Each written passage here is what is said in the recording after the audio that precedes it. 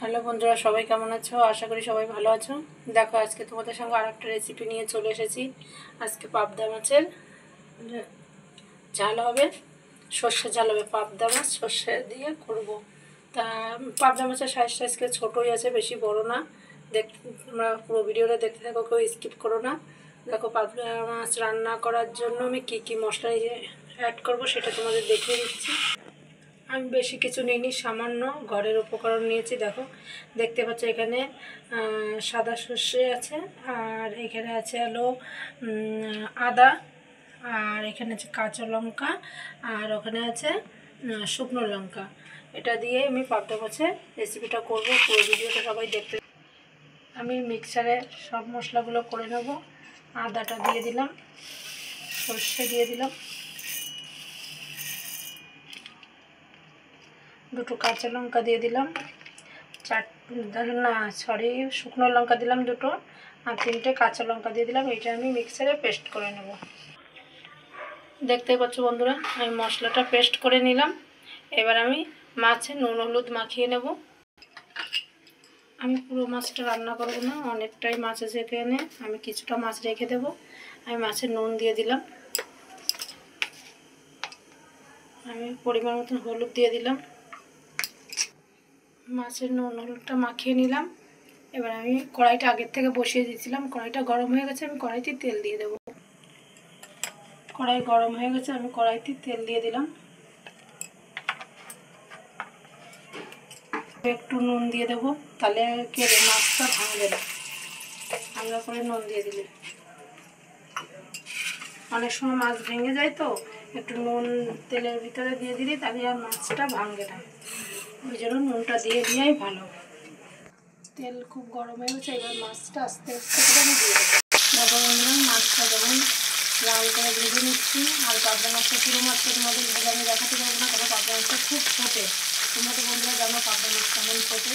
সেই জন্য পাবদা মাছ তবে মাছ ভাজা দিয়ে আমি অনেকটা ধীরে ধীরেই থাকছি, আমি ওই জন্য বারবার করে আসতে পারবো না।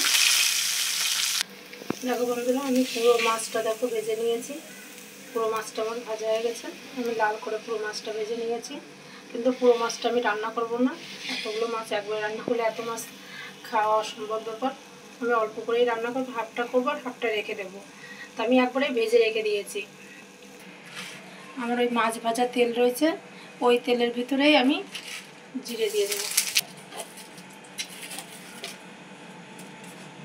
তেজপাতা দিয়ে দিলাম, শুকনো লঙ্কা দিলাম একটা,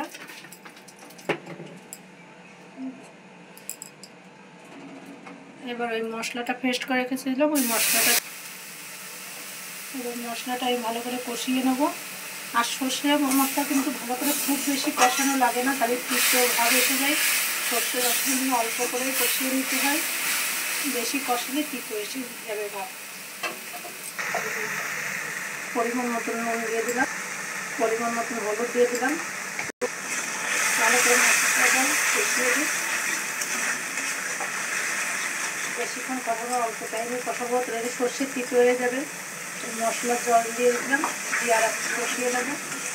যখন মশলাটাই কত সুন্দর একটা কালার এসে গেছে, আর বেশি সময় পাবো না, আর একটু টাইম কষিয়ে কষানো হয়ে যাবে।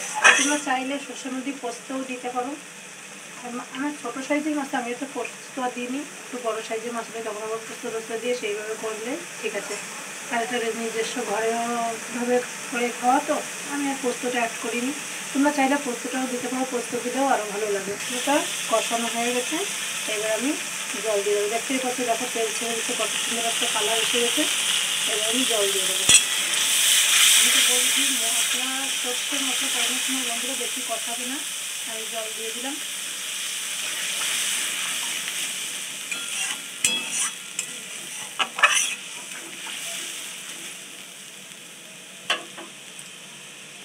দেখো বন্ধুরা, ঝোলটা কম ফুটে উঠেছে, এবার মাছটা দিয়ে দেবো। মাছটা দিয়ে দিলাম। মাছের সাইজটা একটু ছোটোই আছে।